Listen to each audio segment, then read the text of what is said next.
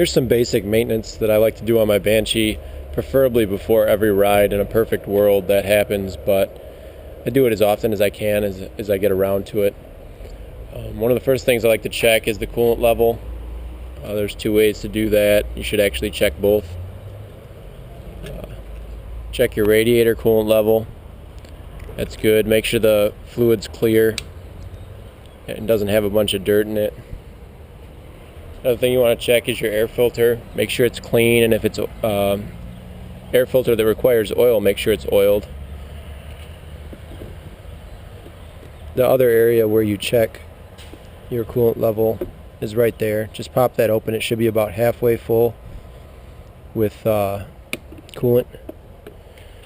Another thing you're going to want to do to keep your machine running well and keep it from squeaking is grease all of the grease valves.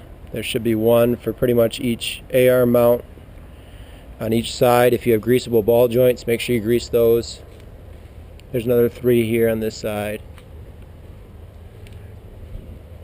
And then there's another one in the back right there. You need a grease gun on those to use them. I just bought lithium marine grease because this thing ends up in the water and mud a lot. Probably more than a Banshee should. But some people actually install a grease fitting on here. They just drill a hole, tap it, and then put a grease fitting on there so that they can grease their rear bearings as well. I think that's a really good idea. Keeps the water out, keeps the heat down, and keeps everything lubricated really well. Another thing you're going to do is go around and check the important bolts. Usually the important bolts are going to be suspension and brake related. So all the nuts and bolts that could come loose, cause you to lose control, stuff like that, you're going to want to check all those preferably before each time you ride your ATV, and even periodically when you do ride, if you're going to ride all day. So I like to check this axle nut, make sure that the lock nut's still in there. It has one on the back there.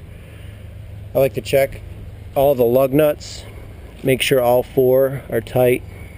Check your cotter pin and your castle nut there. Also, you're going to want to check air pressure in all 4 tires. I usually like to run a half a PSI to a full PSI more in the front than in the back. I usually run about 4 in the back and about 5 in the front, but that's going to vary depending on your tires and your riding conditions and the weight of the rider and all that kind of stuff. These tires, I think, are 6-ply. These are the ITP Whole Shot HDs, and they can have 0 PSI in them, and you don't even know unless you check the pressure, and it's going to make it ride completely different. It's going to look exactly the same even when you're sitting on it because the tire wall is so thick. But when you go to ride, you're going to be all over the place as far as traction goes.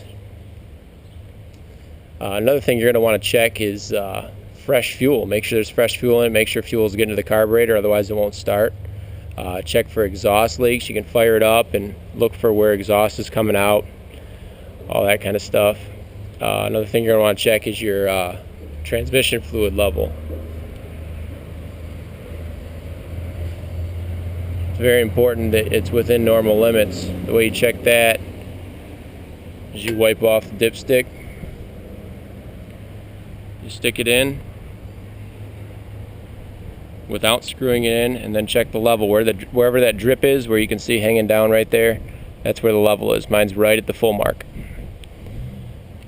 Some people accidentally screw this in and check the level like that. Well, it's going to run low if you go by that. It's supposed to just sit, the dipstick's supposed to sit on the threads.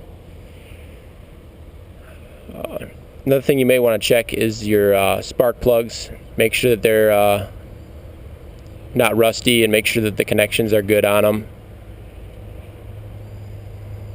And then check your brake lever. Make sure you have good brake pressure. Check your rear pedal. Make sure that has good brake pressure. Make sure your fluid levels are good and that you don't have any leaks anywhere. Make sure all your switches are working, your lights. It's very, very important, in my opinion, to always ride with your lights on. It's a huge safety issue, especially when you're riding on public land. It makes you something like 100 times more visible when you have lights on versus when you don't. And when you're riding with a bunch of little kids or when there's other people around, you need to look out for their safety as well as yours. So I always ride with my lights on. That switch never moves, it's always on. So you're going to want to check also your calipers. Make sure that the bolts on the calipers are tight. Make sure that your bleeder valves are intact. Make sure all your brake lines are intact, that they're not touching your exhaust. That's a problem some people have, is this brake line will get melted either from the radiator or the exhaust. So make sure you keep an eye out for that as well.